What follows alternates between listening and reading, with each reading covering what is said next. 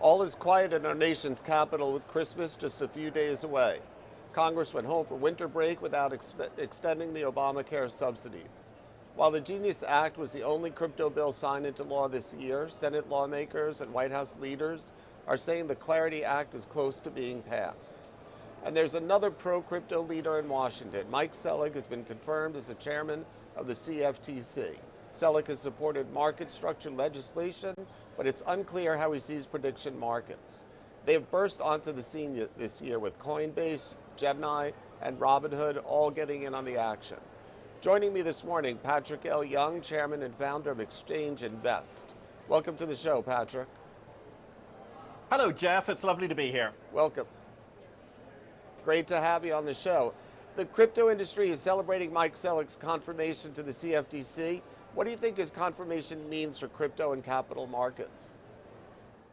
Well, it's very interesting. Selig, of course, has a long-time history with the CFTC. He was formerly an assistant to the man who became chairman several chairmen ago, Chris Giancarlo. Also, he was working most recently, Mr. Selig, as an advisor to the man who's now the SEC chairman, Paul Atkins, with various crypto initiatives in Washington. So undoubtedly a pro-crypto candidate. Don't forget, the previous crypto candidate, in a sign of something which looked a little bit like a Marxist coup around about the 1920s Stalinist cabinet table, was knifed in the back by various interested parties because he wasn't felt to be doctrinaire enough about crypto. At the same time, it's going to be very interesting because, of course, Selig comes into office building on the most active acting chairman we've ever seen in the role of the commission, Caroline Pham. Now the femme fatale has left, but we're already in the process of having a one-year program which is helping to try and bring crypto closer to mainstream markets. But therein, of course, is going to lie a huge problem, something which was also mentioned in confirmation history in hearings. The NYSE, NASDAQ, all the established financial markets, they're very worried about what's going on at the moment because they see that in a certain way, crypto might be getting breaks that are not with established markets.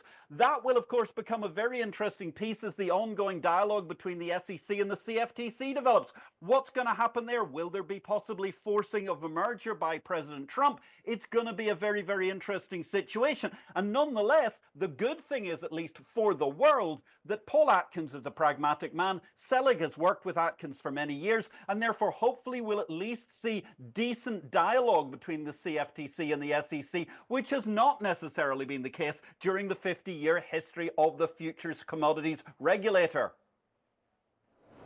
Do you think there's a potential for a merger between the SEC and CFTC?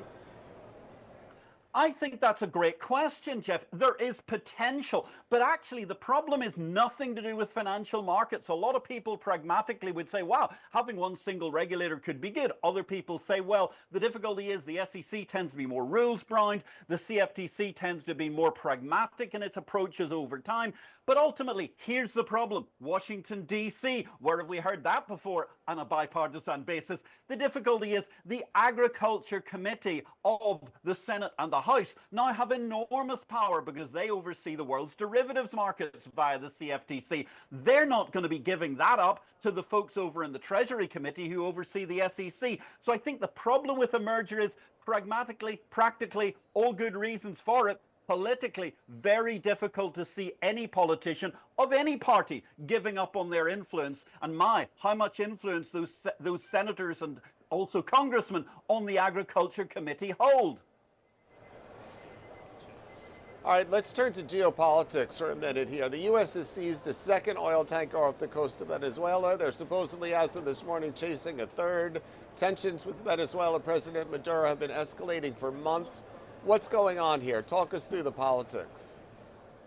Well, this is a massive political situation, isn't it, Jeff? I mean, obviously, as a former bus driver turned president, I think President Maduro must understand the ramifications of the fact that the end of the line is coming up, and clearly somewhere behind the scenes, a lot of negotiations are going on.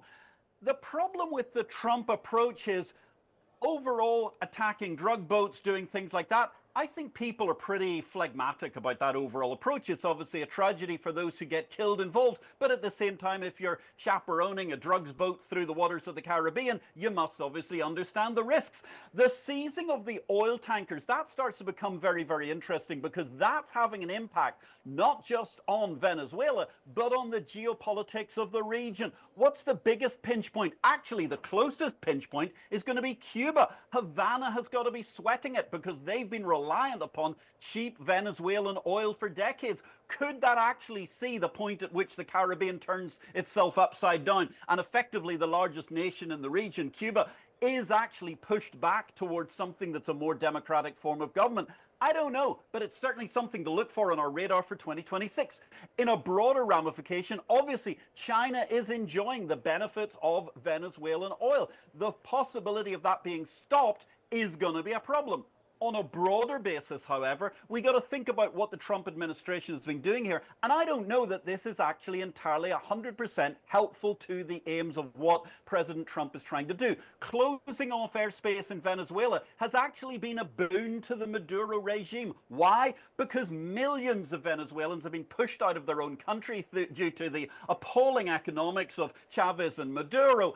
And that's led to vast expatriate communities who now cannot get home. They can't get home for Christmas, and that's annoying everybody, which is ultimately strengthening Maduro regime. So in some ways, what appeared like clever politics, blocking Venezuela off the face of the earth in terms of transport, is actually backfiring at a domestic level. The US may need to calibrate depending on what they want to do going forward with the Maduro regime. And finally, it also lessens pressure within the region. Guyana is certainly, I think, breathing somewhat of a sigh of relief right at the moment, because unless Maduro decides to do a Hail Mary pass invasion, the possibility of the territorial disputes with Guyana, which suddenly have broken out as a result after a century of more or less torpor as a result of oil claims of Guyana, Guyana probably is going to be much, much of a safer place in the near future, because if nothing else, I suspect any attack on Guyana would signal a full frontal response from the United States of America, and that's a full frontal nobody in their right mind wants to be in front of, Jeff. I hear you. Let's lighten up the mood a little bit and jump into the K-pop Demon Hunters. This year, its song has spent months at the top of the Billboard movie charts. With Christmas coming, what connection to global affairs can you make here? Multiple connections, apart from the fact that it's a happy, wonderful, and incredible thing to talk about, apart from the fact that there's a beautiful story here of women managing to succeed, and the incredible EJ and her story of redemption. What do we see about the rise of Korea? Well, first of all, there's a great message in here for North and South Korean relations. K-pop, ladies and gentlemen, represents a tiny fraction of the South Korean economy. It represents, on the other hand, the equivalent of somewhere between 15 to 25% of the entire economy of North Korea. If that doesn't tell you that communism doesn't work, I don't know what does. But more importantly, look at the way K-pop Demon Hunters is the thing that's on everybody's lips this Christmas. Fabulous Macy's parade and Thanksgiving Day, with all of the demon hunters out there, demons and everything like that, represented by the balloons. But really, and here's the soda pop, and the golden point of what we're talking about is, ultimately, Korea has got here without a breathtaking bubble. You'll remember, Jeff, what it was like in 1989, 1990. We were all turning Japanese. Japan was going to own the entirety of California's golf courses within the next 6 months. And actually, what happened was, ultimately, it was a mega bubble. The South Korean economy looks a lot more sustainable, and therefore into the future, K-pop Demon Hunters, that's just the start of an incredible Korea wave of culture, and I welcome it. And indeed, I think everybody should open a quick soda pop to celebrate. All right, well, you're talking about predictions a little bit with what can happen with this market. Let's talk about prediction in the market specifically. They're popping up everywhere, with Coinbase announcing plans to launch them. Kalshi and Polymarket already have billion-dollar valuations. What do you make of the rise this year? And also, how do you think Selig, CFTC, is going to regulate these prediction markets?